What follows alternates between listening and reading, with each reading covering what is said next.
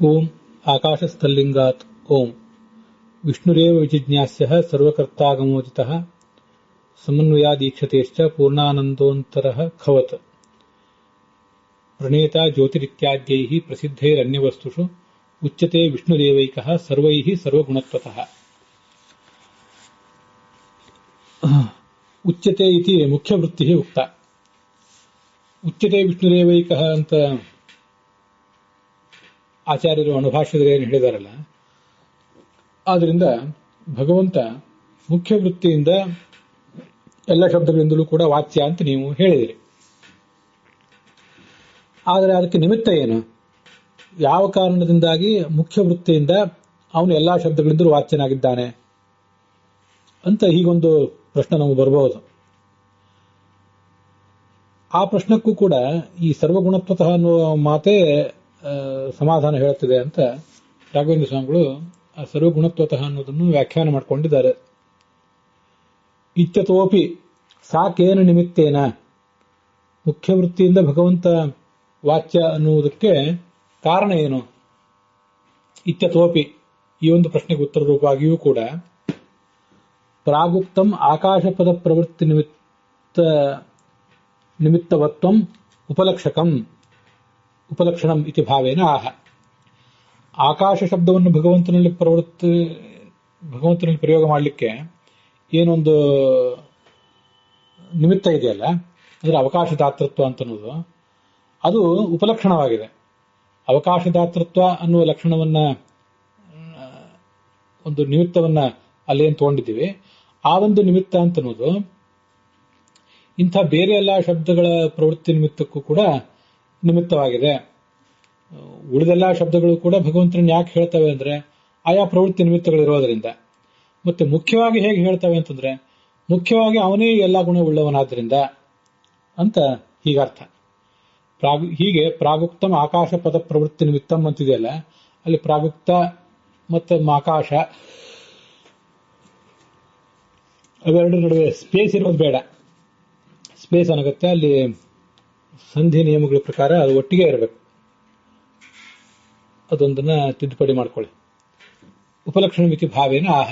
ಈ ಒಂದು ಅಭಿಪ್ರಾಯವನ್ನು ಆಚಾರ್ಯರು ಸರ್ವಗುಣತ್ವತಃ ಅನ್ನೋ ಶಬ್ದದಿಂದ ಹೇಳಿದ್ದಾರೆ. ತಚ್ಛಬ್ದ ಪ್ರವೃತ್ತಿ ನಿಮಿತ್ತ ಅವಕಾಶದಾತೃತ್ವಾದಿ ಸರ್ವಗುಣತ್ವಾತ್ ಅನ್ಯಗತ ಪ್ರವೃತ್ತಿ ನಿಮಿತ್ತಂ ಪ್ರತಿ ಸ್ವಾತಂತ್ರ್ಯಾಚ್ಯ ಇತ್ಯರ್ಥ. ಸರ್ವಗುಣತ್ವಾತ್ ಅನ್ನೋದಕ್ಕೆ ಹೀಗೆ ಮತ್ತೊಂದು ಅರ್ಥವನ್ನ ಈಗ ರಾಘವೇಂದ್ರ ಸ್ವಾಮಿಗಳು ತಿಳಿಸಿದಂತಾಯಿತು. ಈ ಪೃಥ್ವಿ, ಅಪ, ತೇಜಸ್ಸು, ವಾಯು, ಆಕಾಶ ಮೊದಲಾದ ಶಬ್ದಗಳೇನಿವೆ, ಆ ಶಬ್ದಗಳ ಪ್ರವೃತ್ತಿ ನಿಮಿತ್ತಗಳೇನಿವೆ, ಆ ಪ್ರವೃತ್ತಿ ನಿಮಿತ್ತ ಅಂದ್ರೆ ಯಾವುದದು? ಅವಕಾಶದಾತೃತ್ವ ಮೊದಲಾದದ್ದು. ಪೃಥ್ವಿಗೊಂದು ಬೇರೆ, ಜಲಕ್ಕೊಂದು ಬೇರೆ, ಹೀಗೆಲ್ಲದಕ್ಕೂ ಬೇರೆ ಬೇರೆ ಇದೆ. ಅದಕ್ಕಾಗಿ ಅವಕಾಶದಾತೃತ್ವ ಮೊದಲಾದವುಗಳು ಅಂತ ಹೇಳಿದ್ರು.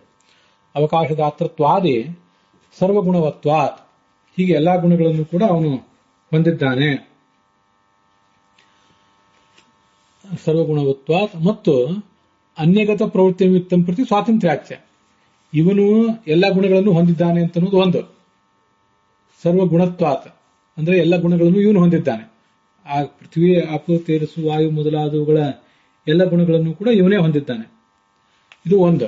ಇನ್ನೊಂದು, ಬೇರೆವುಗಳಲ್ಲಿ ಆಯಾ ಮಹಾಭೂತಗಳಲ್ಲಿ ಏನು ಆ ಗುಣಗಳಿವೆ ಅವನ್ನ ಅಲ್ಲಗಳೆಯೋದಿಲ್ಲಲ್ಲ, ಆ ಗುಣಗಳಲ್ಲಿವೆ. ಆ ಗುಣಗಳಿಗೆ ಇವನು ಪ್ರಧಾನನಾಗಿದ್ದಾನೆ. ಆ ಗುಣಗಳನ್ನು ಅವರವರಿಗೆ ಕೊಟ್ಟವನು ಕೂಡ ಇವನೇ ಆಗಿದ್ದಾನೆ. ಆ ಗುಣಗಳು ಇವನಿಗೆ ಅಧೀನವಾಗಿವೆ.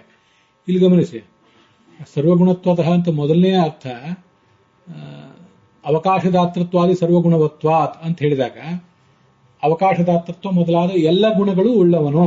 ಗುಣ ಅಂದ್ರೆ ಕ್ವಾಲಿಟಿ, ಪ್ರಾಪರ್ಟಿ ಅಂತಾನೆ ಅರ್ಥ ಅಲ್ಲಿ.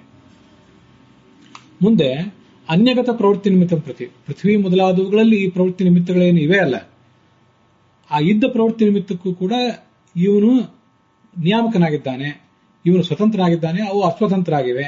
ಹಾಗಾಗಿ ಅಲ್ಲಿ ಸರ್ವ ಅಂದ್ರೆ ಪೃಥ್ವಿ, ಅಪು, ತೇಜಸ್ಸು ಮೊದಲಾದವುಗಳೆಲ್ಲವೂ ಕೂಡ ಗುಣ ಇವನಿಗೆ ಅಧೀನವಾಗಿದೆ ಅಂತ ಹೀಗೆ ಅಲ್ಲಿ ಅರ್ಥ ಮಾಡ್ಕೋಬೇಕು. ಹೀಗೆ ಒಂದು ಎಲ್ಲ ಗುಣ ಉಳ್ಳವನು ಅಂತ ಅರ್ಥ, ಇನ್ನೊಂದು ಎಲ್ಲವೂ ಇವನಿಗೆ ಗುಣಭೂತವಾಗಿದೆ ಅಧೀನವಾಗಿದೆ ಅಂತ ಹೀಗೊಂದು ಅರ್ಥನೂ ಕೂಡ ತಿಳಿದು ಬರ್ತದೆ. ಹೀಗೆ ಸರ್ವಗುಣತ್ವತಃ ಅನ್ನೋದನ್ನು ಎರಡು ರೀತಿಯಾಗಿ ಉಪಯೋಗ ಮಾಡ್ಕೋಬೇಕು ಅಂತ ಅಭಿಪ್ರಾಯ. ಮುಂದೆ 50ನೇ ಗದ್ಯ ಭಾಗ. ಆಕಾಶಾದಿ ಶಬ್ದಾನಾಂ ವಿಷ್ಣು ಯೋಗಿಕತ್ವ ದ್ಯೋತನಾಯ ಅಂತರಃ ಇತ್ಯುಕ್ತಂ.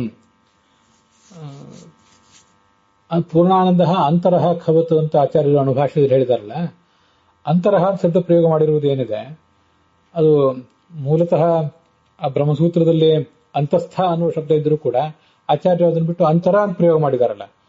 ಹಾಗಾಗಿ ಅಂತಸ್ಥ ಅನ್ನೋ ಶಬ್ದ ಯಾವ ಅರ್ಥವನ್ನು ಹೇಳ್ತದೋ ಅದೇ ಅರ್ಥವನ್ನೇ ಅಂತರ ಅನ್ನೋ ಶಬ್ದವೂ ಹೇಳ್ತದೆ. ಅಂತರ ಅನ್ನೋ ಶಬ್ದವನ್ನು ಪ್ರಯೋಗ ಮಾಡಿರುವುದು ಕೇವಲ ಆಕಸ್ಮಿಕ ಅಲ್ಲ, ಒಂದು ನಿರ್ದಿಷ್ಟವಾದ ಅರ್ಥವನ್ನು ಗಮನಿಸಲಿಕ್ಕಾಗಿಯೇ, ಹಾಗೆ ಅರ್ಥವನ್ನು ಸೂಚನೆ ಮಾಡಲಿಕ್ಕಾಗಿ ಆ ಥರ ಪ್ರಯೋಗ ಮಾಡಿದ್ದಾರೆ. ಅದು ಏನು ಅರ್ಥ ಸೂಚನೆ ಮಾಡಿದ ಹಾಗಾಯಿತು ಅಂದ್ರೆ, ಆಕಾಶ ಮೊದಲಾದ ಶಬ್ದಗಳೇನಿವೆ, ಪೃಥ್ವಿ, ಅಪ್ಪು, ತೇಜಸ್ಸು, ವಾಯು, ಆಕಾಶ ಮೊದಲಾದ ಶಬ್ದಗಳು ಅವೆಲ್ಲ ವಿಷ್ಣುವಿನಲ್ಲಿ ಯೌಗಿಕವಾಗಿವೆ. ಮಹಾಯೋಗದ ಮೂಲಕ ವಿಷ್ಣುವಿನಲ್ಲಿ ಒಂದು ವಿಶಿಷ್ಟವಾದ ಅರ್ಥವನ್ನು ಹೇಳ್ತವೆ. ಇದನ್ನ ದ್ಯೋತನಾಯ ತಿಳಿಸುವುದಕ್ಕಾಗಿ ಅಂತರಹ ಅಂತ ಶಬ್ದವನ್ನು ಪ್ರಯೋಗ ಮಾಡಿದ್ದಾರೆ. ಖೇಪಿ ತತ್ಶಬ್ದ ಪ್ರವೃತ್ತಿ ನಿಮಿತ್ತ ಹೇತು ಅಯಮೇವ ಇತಿ ದ್ಯೋತನಾಯ ಖವತ್. ಪೂರ್ಣಾನಂದ ಅಂತರಹ ಖವತ್. ಖವತ್ ಆಕಾಶದಂತೆ ಇವನು ಅಂತರಹ ಒಳಗಿರುವವನು ಮತ್ತೆ ಅವಕಾಶದಾತೃವಾಗಿದ್ದಾನೆ ಅಂತೇನು ಹೇಳಿದ್ರಲ್ಲ. ಈ ಆಕಾಶವು ನಮಗೆ ನಿಮಗೆಲ್ಲರಿಗೂ ಕೂಡ ಅವಕಾಶವನ್ನು ಕೊಟ್ಟಿರಬಹುದು. ಪ್ರಾಣಿ ಸಂಚಾರಕ್ಕದ ಅನುಕೂಲ ಆಗಿರಬಹುದು, ಜಡಚೇತನಾತ್ಮಕವಾದಂತಹ ಸಕಲ ಜಗತ್ತಿಗೂ ಕೂಡ ಅದು ಆಧಾರಭೂತವೂ ಆಗಿರಬಹುದು. ಆದರೆ ಅಲ್ಲಿಯೂ ಕೂಡ ಆ ಅವಕಾಶದಾತೃತ್ವ ಅನ್ನೋದು ಬಂದಿರಲಿಕ್ಕೆ ಇವನೇ ಕಾರಣನಾಗಿದ್ದಾನೆ. ಇತಿ ದ್ಯೋತನಾಯ, ಹೀಗೆ ತಿಳಿಸಲಿಕ್ಕಾಗಿ ಖವತ್ ಎಂಬುದಾಗಿ ಖ ಎಂಬ ಶಬ್ದವನ್ನು ಪ್ರಯೋಗ ಮಾಡಿದ್ದಾರೆ. ಖವತ್ ಆಕಾಶದಂತೆ ಇವನು ಕೂಡ ಅಂತರಹ ಎಲ್ಲರಿಗೂ ಕೂಡ ಅವಕಾಶವನ್ನು ಕೊಟ್ಟಿದ್ದಾನೆ ಅಂತ ಹೀಗೆ ಅದರ ತಾತ್ಪರ್ಯ ಆಗ್ತದೆ. ಈ ಹಿಂದಿನ 49ನೇ ಗದ್ಯ ಭಾಗ ಏನಿದೆಯಲ್ಲ ತತ್ವಮಂಜರಿಯಲ್ಲಿ, ಅಲ್ಲಿ ತತ್ಶಬ್ದ ಪ್ರವೃತ್ತಿ ನಿಮಿತ್ತ ಅವಕಾಶದಾತೃತ್ವ ಅಂತ ಹೀಗೇನಿದೆಯಲ್ಲ, ಅಲ್ಲಿ ತತ್ತತ್ ಶಬ್ದ ಪ್ರವೃತ್ತಿ ನಿಮಿತ್ತ ಅಂತ ಹೀಗೆ ಆಗ್ಬೇಕೇನೋ. ತತ್ತತ್ ಅಂದ್ರೆ ಆಯಾ ಶಬ್ದಗಳಿಗೆ ಪೃಥ್ವಿ, ಅಪ್ಪು, ತೇಜಸ್ಸು, ವಾಯು, ಆಕಾಶ ಮೊದಲಾದ ಆಯಾ ಶಬ್ದಗಳ ಪ್ರವೃತ್ತಿ ನಿಮಿತ್ತಗಳು ಅಂದ್ರೆ ಅವಕಾಶದಾತೃತ್ವ ಮೊದಲಾದ ಪ್ರವೃತ್ತಿ ನಿಮಿತ್ತಗಳು, ಅವು ಆ ಎಲ್ಲಾ ಗುಣಗಳು ಕೂಡ ಇವನಲ್ಲೇ ಇವೆ. ಹೀಗೆ ತತ್ತತ್ ಶಬ್ದ ಪ್ರವೃತ್ತಿ ನಿಮಿತ್ತ ಅಂತ ಆಗ್ಬೇಕಾಗಿತ್ತೇನೋ ಅಂತ ಒಂದು ಸಂಶಯ ಇದೆ ನನಗೆ.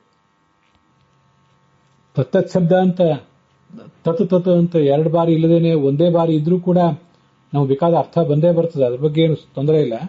ಆದ್ರೂ ಕೆಲವು ಕಡೆ ಹಾಗೆ ಪ್ರಯೋಗ ಮಾಡ್ತಿರ್ತಾರೆ, ಅದರಿಂದ ಇಲ್ಲೂ ಆ ಥರ ಪ್ರಯೋಗ ಇದ್ದಿರಬಹುದು. ಗ್ರಂಥಗಳನ್ನ ನಾವು ಸುರಕ್ಷಿತವಾಗಿ ಉಳಿಸ್ಕೊಂಡು ಬಂದಿಲ್ಲ, ಅದಕ್ಕೆ ರಾಘವೇಂದ್ರ ಸ್ವಾಮಿಗಳ ಗ್ರಂಥಗಳು ಕೂಡ ಹೊರತಲ್ಲ ಅಂತ ನನಗೆ ಕಾಣಿಸ್ತದೆ.